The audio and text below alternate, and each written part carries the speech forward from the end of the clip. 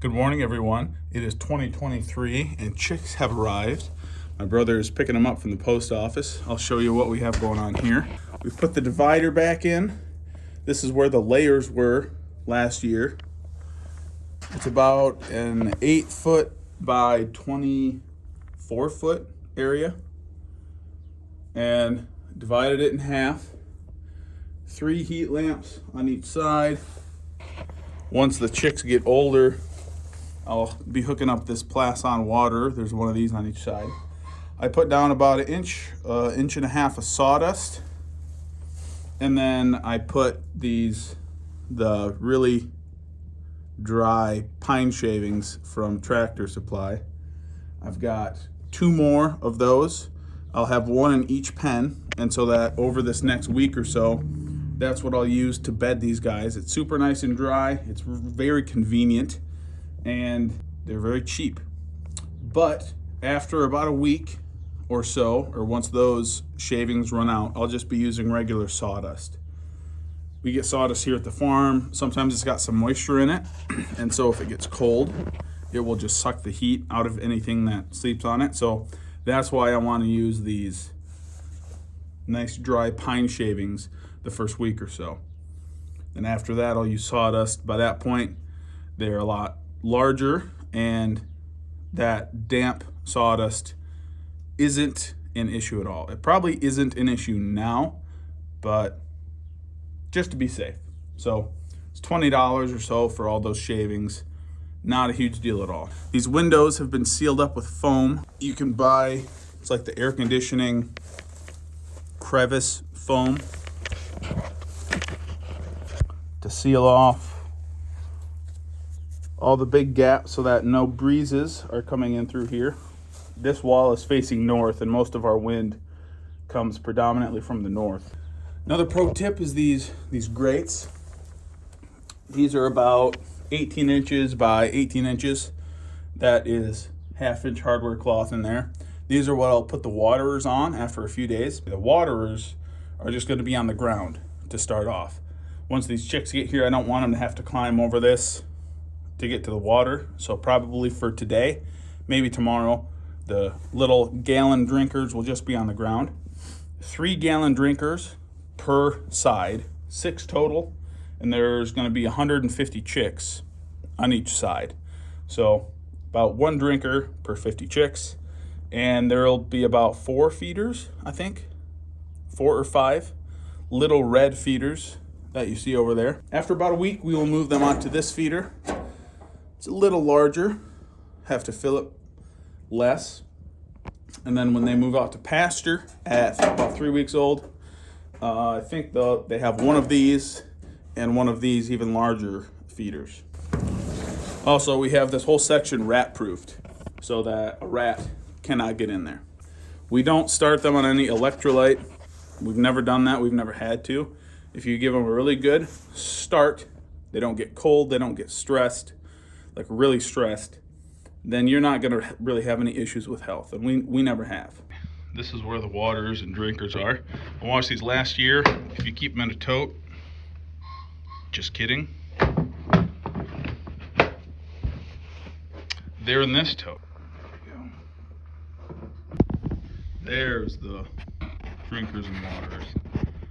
Washed them last year, keep them in this tote, keeps all the dust off. So when your chicks come, they're clean, they're ready to go. Awesome. Go ahead, fill these up and get them in there. I think that's about it. Avram is going to pick up the chicks. Give you an update once they get here. Here are the chicks. You can tell they're a little chilly. It's pretty cold here in Michigan. It's hovering right around freezing. It's like 35, 36, 37 degrees. I set up this kind of half circle around each side.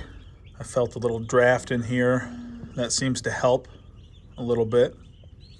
Probably gonna leave it up for today, maybe tomorrow, just to kind of reflect more heat in and keep any breezes tonight, especially. It's gonna get down below freezing tonight. I just topped off their feeders again. They're drinking quite a bit. They're making lots of noise, which is good. That means that they're not too cold. And you can see the open spots underneath the heat lamps right there, and over there, and right here. That's good that they're not super duper crowded directly underneath the heat lamps. They're kind of spread out pretty evenly all throughout the area. Same thing over here. You can see there's an empty zone kind of underneath each lamp. And it's going to take several hours for these heat lamps to kind of warm up the concrete that's underneath them and kind of warm up this space a little more than it is. And so by the time night rolls around, they're going to be all set. For the first day or so, they're pretty chill, but on day 2.5 forward, if you make a loud noise, they are very skittish. But when they're just a couple days old, they're very calm. And so if you have to come in around them and set up a wall like that or make adjustments, they're pretty chill. But if these guys were a week old and I was talking this loud, they would be a lot more nervous, a lot more skittish. But as you can see, these are the pullets. So these are the female chicks. These are the cockerels, the male chicks. The reason we have them in different groups is because the cockerels grow a lot faster because they're male. And so we'll process these guys first, a week before we process the cockerels. So that's why we do it. It gives us a little bit of leeway and also gives us a consistent size bird, even though we're separating the processing by a week. All right. We'll go ahead and leave them alone for now. Get back to work. They're doing good. All right, it's about 10:45 at night. You can see the empty spots beneath the heat lamps.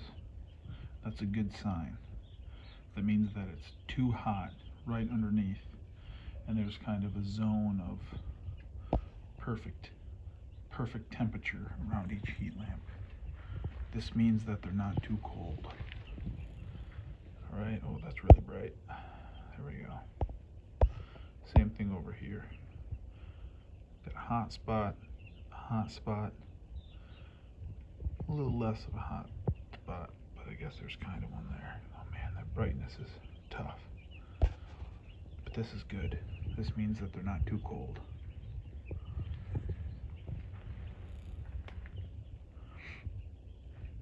All right. This is my last check before bed. These guys look good.